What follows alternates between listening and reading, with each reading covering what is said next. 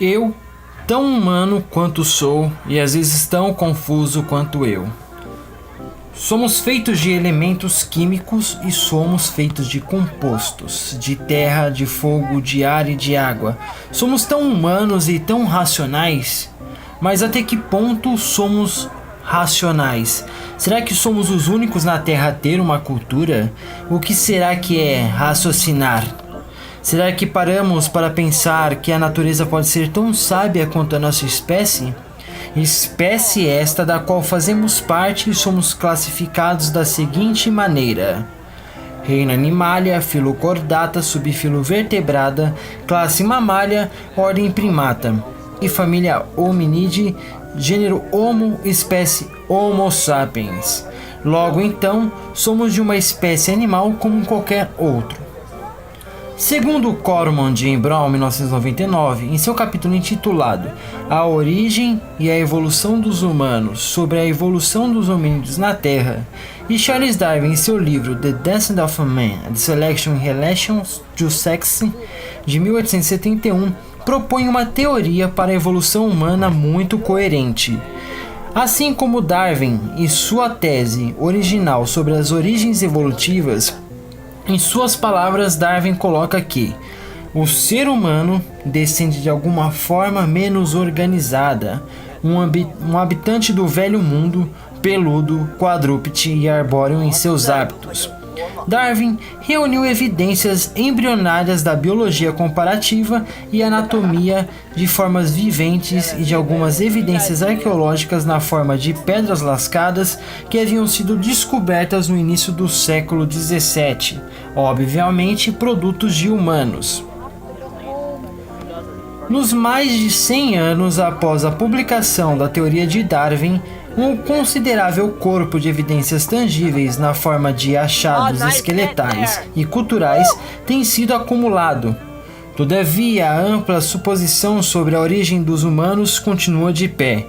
Humanos são animais em sua origem, tendo descendido de uma linhagem do Velho Mundo, quadrúpede, peluda e arbóreo, segundo Corman J. Brown, 1999.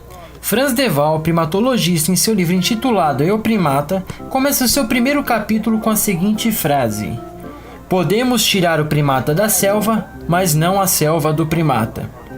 Essa frase nos mostra um pouco da nossa espécie e o quanto nós somos ainda parte de um sistema ecológico humano, no qual estabelecemos nossas culturas e nossas regras.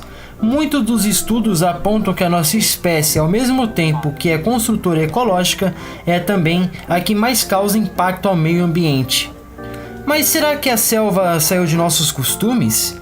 Ou será que nós cada vez mais nos tornamos seres mais sedentários e mais ligados a nossas tecnologias?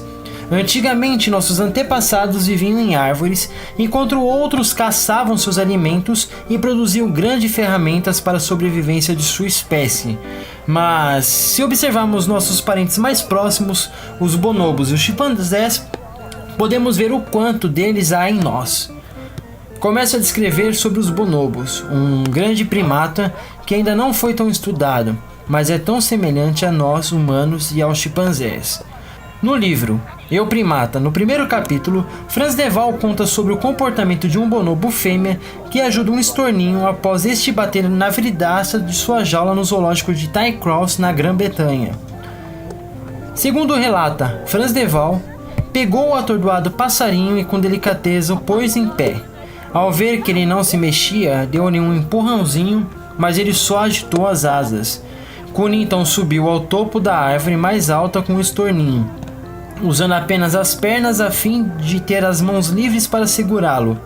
Cuidadosamente, desdobrou-lhes a asa até abri-las bem, segurando-se entre seus dedos. Após o que lançou o passarinho pelos ares, como um avião de papel na direção dos limites de sua jaula, mas ele não ultrapassou a barreira e aterrissou na barreira do fosso. Cune desceu da árvore e montou guarda ao lado do estorninho por muito tempo, protegendo-o de um jovem bonobo curioso. No fim do dia, a ave recuperada voara em segurança para a liberdade. Vendo esse tipo de comportamento, fico pensando o quanto esse bonobo não utilizou a sua memória e a utilizou para ajudar o estorninho atordoado, pois ao ver os pássaros que sobrevoavam seu recinto, ele identificou que esses animais voavam de grandes alturas. Vendo esse comportamento no qual um bonobo ajuda um pássaro e zela por ele, até este melhorar e voar, podemos refletir sobre como os bonobos e os chimpanzés estão próximos de nós. Um dos motivos que me levam a tentar entender sobre a evolução dos primatas em seu comportamento é ver o quanto seus atos estão refletidos nos nossos. Se formos buscar a fundo, podemos ver que os chimpanzés e bonobos têm as suas políticas, têm o seu modo de amar, têm sua maneira de sentir raiva, se comunicam com sinais e vivem em comunidades como nós. Somos primatas, tanto quanto nossos ancestrais foram, e ainda temos muito de selvagens. Somos políticos e somos o que somos porque herdamos os genes de nossos antepassados.